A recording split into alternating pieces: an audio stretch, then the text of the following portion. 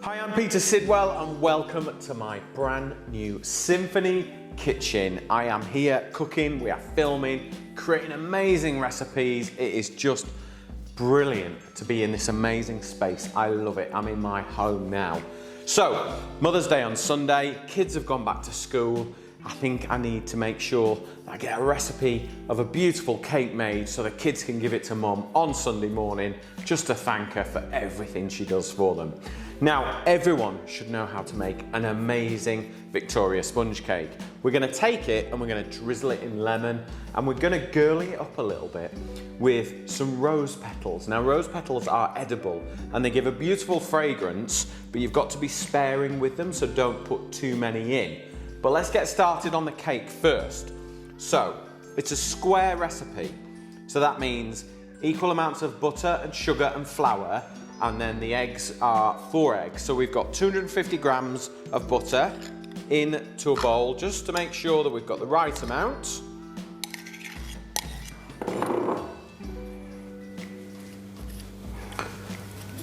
And then we will simply zero that. And that can go straight into my mixer. Now I'm using a KitchenAid mixer just to really beat the sugar and the butter together.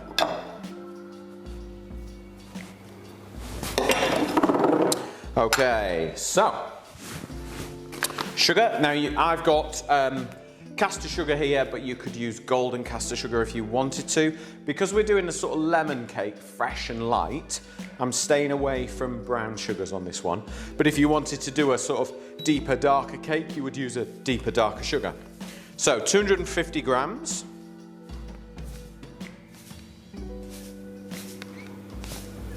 There we go. And that can go straight in.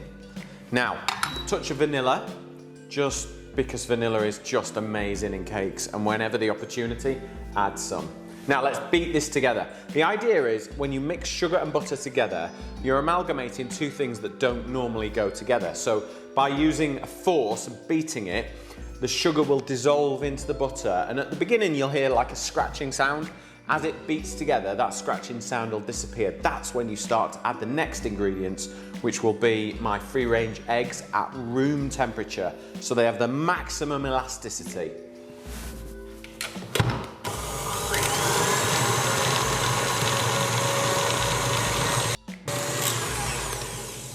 Okay, so the sugar and butter have beaten together. Now time to add the eggs, one at a time. So, in it goes, and then turn your mixer on low. Just let it incorporate. Once it's incorporated, you can't see that egg anymore, then add the second, the third, and the fourth.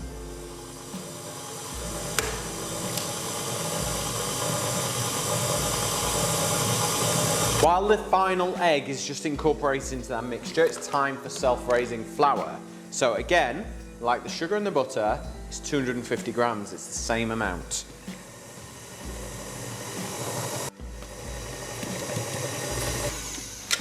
Okay, so that is our eggs, our butter, and our sugar. I'm just gonna run the paddle around the sides just to make sure everything is fully incorporated.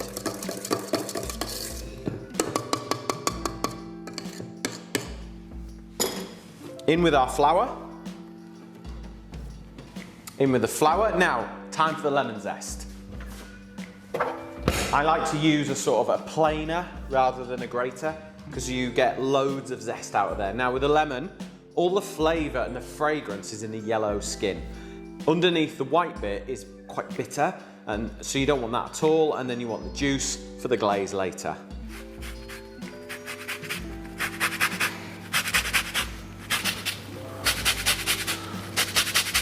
Okay, now once you've got all the zest in there and the flour, it's really important not to over mix the cake. That's why I've taken it off the mixer and I'm just going to fold the flour in to minimise the amount of gluten that we develop in the mixing. The more you mix it, the tougher your cake becomes. So, just turn the spoon around and then bring it into the middle and just keep doing that. So we turn and then bring it in. Turn it round the bowl, bring it in. Like so. And that just brings the flour in nice and quickly without overworking it.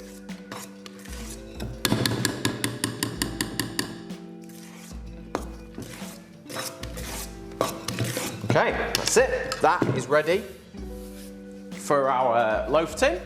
So, got a loaf tin here. I'm just gonna pour it straight in, super non-stick this tin, so there is no need to line it. If you haven't got a good non-stick loaf tin, make sure you line it with parchment paper. So we'll just level that out, and there you go. We're gonna pop that into the oven, preheated, 170 degrees, 30 to 40 minutes, until it's nice and raised and firm to the touch. If you then need to check if it's cooked, use a skewer, poke it in. If it comes out clean, it's ready. Right, while the cake is baking in the oven, it's time to make that amazing, delicious, lemony, crunchy topping. So, first thing we need, lemon juice. Now, I have got an amazing juicer here. It gets every ounce of juice out, and it's really important that you do that because you've got a sweet, rich cake. You want zing and zest and bite.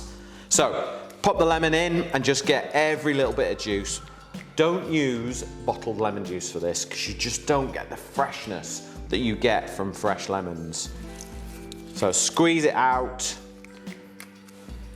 all that juice. And now the trick really is to balance out the sweetness and the sharpness of the lemon juice. If you want it sharper, put more lemons in.